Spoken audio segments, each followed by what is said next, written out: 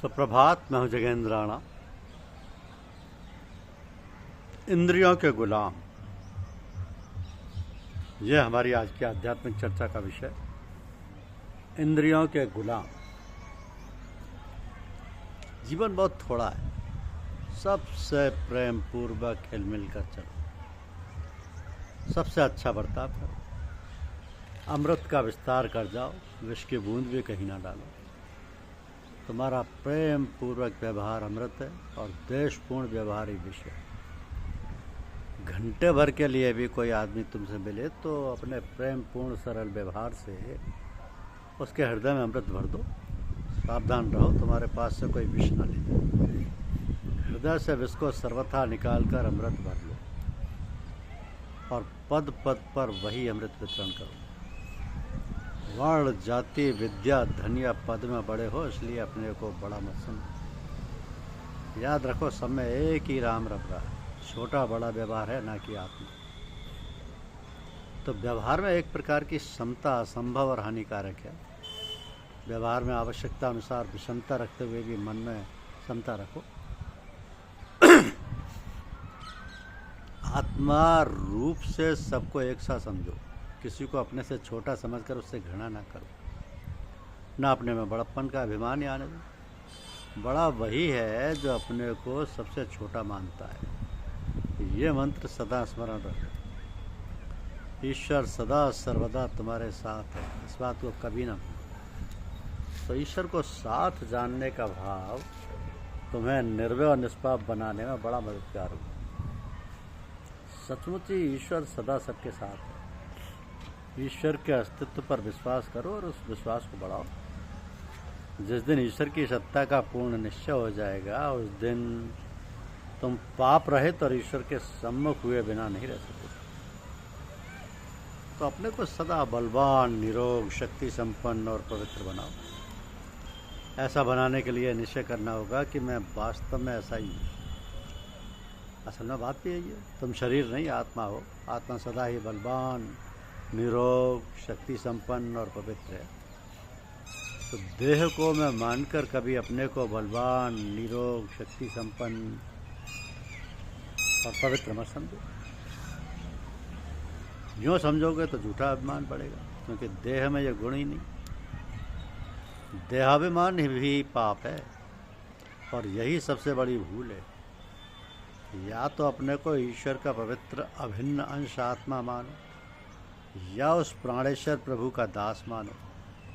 आत्मा पर तो पवित्र और बलवान है ही। प्रभु दास भी स्वामी की सत्ता से, मालिक के बल से, मालिक के समान ही पवित्र और बलवान बन जाता। तो ईश्वर की कभी सीमा ना बांधो। वो अनिर्वचनीय है, साकार भी और निराकार भी है तथा दोनों से विलक्षण भी है। भक्त उसे जिस भाव से मानता है वो उसी भाव में प्रत्यक्ष है। यही तो ईश्वरत्व है। ईश्वर का स्वरूप या सृष्टि रचना के सिद्धांत का निर्णय करने के बखेड़े में न पड़कर श्रद्धा भक्ति पूर्वक किसी भी एक मार्ग को पकड़कर आगे बढ़ना शुरू कर दो। तो जो आगे बढ़ोगे रहस्य आप ही खुलता जाएगा। चलना शुरू न कर व्यर्थी निर्णय में लगे रहोगे तो किसी न किसी मत के आग्रही बनकर जीवन को लड़ाई झगड़े में ही व्यर्थ खो दोगे। तत्व की प्राप्ति शास्त्रार्थ से नहीं होती, गुरुदेव की सेवा और उनके बतलाए हुए मार्ग पर श्रद्धापूर्वक चलने से होती है। तो भोगों से वैराग्य करो। वैराग्य के लिए 4 बातें आवश्यक हैं: जगत में रमणीयता, सुख, स्नेह और सत्ता का त्याग। तो परमात्मा में राग करो और उससे 4 बातें पूर्ण है, इनका अनुभव करो। कुसंग से सदा बचना चाहिए और सत्संग का आश्रय लेना चाहिए। तो विषयी पुरुषों का संग तो बहुत हानिकारक है। चेतन की तो बात ही क्या है। मन को लुभाने वाली और इंद्रियों को आकर्षित करने वाली भोग्य वस्तुओं का संग त्याज्य है। ईश्वर के विरोध की बात कभी भूल कर भी ना कहनी चाहिए, ना सुननी चाहिए। ये सबसे बड़ा अपराध है। तो मन से राग द्वेष को निकालकर अनासक्त भाव से इंद्रियों के द्वारा विषयों का भोग करना चाहिए, ना कि राग द्वेष युक्त होकर तथा इंद्रियों के गुलाम बनकर। तो इंद्रियों को गुलाम बनाकर उनसे काम लो, उनके गुलाम बनकर कहने में मत चलो। जब लोग इमारत बनवाते हैं तो उसकी नींव बहुत अच्छी और मजबूत बनवाते हैं, जिससे उस पर जो इमारत बने वो सुदृढ़ और कितनी ही मंजिलें हों उनके लिए कोई खतरा ना हो। क्योंकि नींव और आधार ही यदि सुदृढ़ ना होगा तो इमारत कभी भी सुरक्षित नहीं रह सकेगी। जरा भूकंप से गिरने का भय रहेगा। इस प्रकार जो भी महान कार्य हम करें उसकी भी नींव और आधार सुदृढ़ और सोच विचार कर रखना चाहिए, जिससे कार्य सुचारू रूप से हो सके और जो भी उसको करे उसके लिए समाज, ग्राम, देश तथा समस्त जगत के लिए करो। तो हमारा प्रयास तो सदा ही समाज को समुन्नत करना और साधकों को आगे बढ़ाना है। ऐसी विचारधारा उनके अंतर में प्रवेश करना है, ऐसे उनके मन ऐसे निर्मल, शुद्ध और पवित्र बनाना जिससे वो अपने मार्ग पर अबाध गति से चलते हुए परम सिद्धि को प्राप्त करने में सफल हों। तो समय मिल जाए तो उसे समझने वाला चाहिए।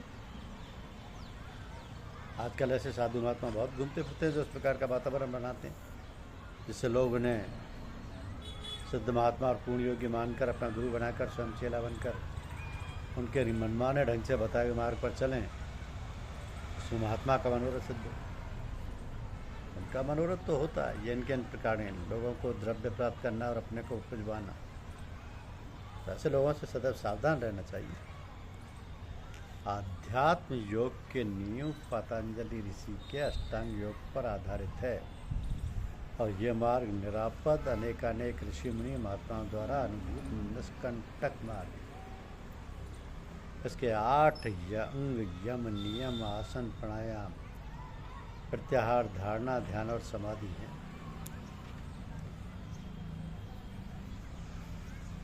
प्रथम यम है, इसमें 5 बातें हैं। दूसरा नियम है, इसमें भी 5 बातें हैं। यदि मनुष्य 10 आधारभूत बातों पर अभ्यास द्वारा विजय कर ले तो फिर आगे की अनन्य बातें आसान हो जाती हैं, नींव पक्की हो जाती है। Well begun is how come. जो काम अच्छे ढंग से प्रारंभ किया जाता है समझो कि काम आधा हो गया। इसमें जल्दबाजी नहीं करनी चाहिए। और आजकल तो लोग एक डाल देते हैं कि इतना समय नहीं, इन बातों पर ध्यान दिया जाए। तो जो असली बात है उसको पकड़ कर चलो। अब समय नहीं है जो पुरानी रूढ़िवादिता पर अमल किया जाए। इसका अर्थ स्पष्ट है कि वो तनिक भी अपने मस्तिष्क पर जोर नहीं देते और ना सोचने समझने की कोशिश करते हैं। आखिर ये है क्या और क्यों इस पर इतना जोर दिया जाता है, आप लोग इसे समझें। यम कहते हैं अहिंसा, सत्य, रस्ते, ब्रह्मचर्य और अपरिग्रह की योग। और नियम कहते हैं शौच, संतोष, तप, स्वाध्याय और ईश्वर प्राणिदान को। तो दुनिया में बहुत विचार करते हैं कि सत्य बोलो, सत्य कायम करो, मन, वचन और कर्म से सत्य का प्रतिपादन करो। सत्यनारायण की कथाएँ किसी ने प्रचलित कर दी, ये सब तो ठीक है। किंतु ऋषियों ने, मनीषियों ने विचार किया कि सत्य को यदि मनमाने ढंग से आचरण में लाया जाएगा तो उसमें बहुत दोष पैदा हो जाएंगे। जो कि प्राय अपने लोगों को कहते सुना होगा कि भाई हम तो सत्य बोलते हैं, सत्य बात कहते हैं, चाहे किसी को बुरा लगे बोला। मतलब उनके कहने का ये, हमें तो बंदूक दागना है, उससे चाहे कोई मरे या आग लग जाए, कुछ भी हो उसका परिणाम हमें कोई प्रयोजन नहीं, हमें तो बंदूक चलानी। तो कभी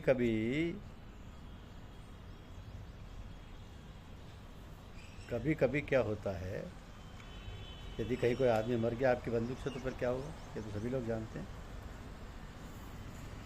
सभी लोग जानते हैं ना। तो शरीर यात्रा के लिए जितना आवश्यक है उससे अधिक पैसा, अन्न, वस्त्र आदि ना लेना। जो सामान हमारे लिए आवश्यक नहीं है अभी उसकी ज़रूरत नहीं है। यम माने इंद्रिय निग्रह करना, अपने आप पर विजय प्राप्त करने के साधन। यम मृत्यु के देवता को भी कहते हैं। तो जो लोग इन व्रतों का पालन करते हैं तो यमराज भी उनसे डरते और घबराते हैं। तो यम के व्रतों का पालन योग के लिए आवश्यक है। शरीर हृष्ट-पुष्ट निरोग रहे, अतः अध्यात्म विद्या ने ब्रह्म प्राप्ति के लिए जो आचार विचार, खान पान, रहन सहन की आवश्यकता होती है सभी पूरी करनी चाहिए। धन्यवाद।